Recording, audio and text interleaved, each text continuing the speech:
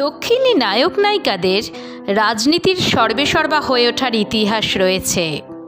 এখন বাংলার রাজনীতিতেও রূপলী জগতের ছায়া। সিপিআইএমের সঙ্গে রূপলী জগতের যে একেবারে সম্পর্ক নেই তা নয়।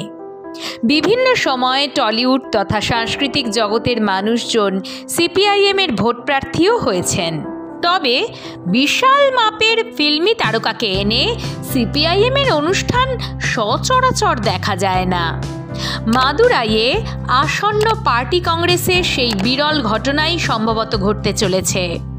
পার্টি কংগ্রেসের সাংস্কৃতিক অনুষ্ঠানের মঞ্চে প্রকাশ রাজ, বিজয় সেতুপতি, দক্ষিণী চলচ্চিত্র নির্দেশক মারি সেলভারাজ, অভিনেত্রী রোহিণী সহ এক দল তারকা থাকতে চলেছেন। প্রশ্ন হলো, কেন এমনটা হতে চলেছে? শুধুই কি চমক? সিপিআইএমের বিভিন্ন সূত্র মারফত যা জানা যাচ্ছে তা হলো, গেরুয়া বাহিনী যেভাবে সাংস্কৃতিক জগতেও ফ্যাসিবাদী আবহ তৈরি করছে তা নিয়েই এই দক্ষিণী তারকারা সরব হতে পারেন। সোজা কথায় বিজয় সেতুপতি, প্রকাশ রাজরা নির্দিষ্ট বার্তা নিয়েই থাকছেন 2 থেকে 6 এপ্রিল মাদুরাইয়ে সিপিএমের পার্টি কংগ্রেসে। প্রসঙ্গত, সাংগঠনিক স্তরে সিপিআইএমের সবচেয়ে বড় সম্মেলন এই পার্টি কংগ্রেসই। সারা দেশের নেতারা এখানে হাজির হন। সম্মেলন ঘিরে উৎসব মুখর পরিবেশ মুম্বাইয়ে। সম্মেলনের আগে নয়াদিল্লিতে সিপিএমের কেন্দ্রীয় কমিটির বিশেষ বৈঠকও হয়েছে। সোজা কথায় কোনো আঞ্চলিক কর্মসূচি নয়।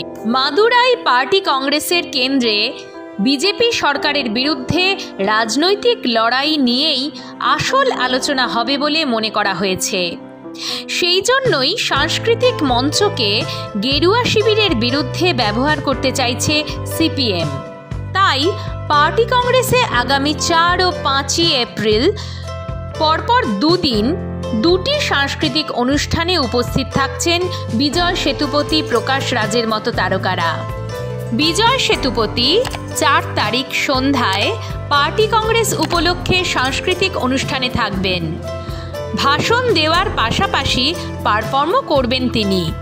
সেতুপতির সঙ্গে মঞ্চে থাকবেন দক্ষিণী চিত্র পরিচালক ভিসি ভর্তিমারান। পরের দিন থাকার কথা প্রকাশ রাজ, মারি সেলভারাজ, রোহিণীর। অতীতে প্রকাশ রাজ বামেদের হয়ে নির্বাচনে প্রচার করেছেন। বিজেপির বিরুদ্ধে সরাসরি তোপ দাগতেও পিছপা হননি। সেদিক থেকে প্রকাশ রাজের মধ্যে বাম মনস্কতা আছেই। তবে সাম্প্রতিককালে ভারতীয় ফিল্মের মেগাস্টার বিজয় সেতুপতির উপস্থিতি পার্টি কংগ্রেসে সিপিএমের এক ব্যতিক্রমী চমক বলেই মনে করছে রাজনৈতিক মহল।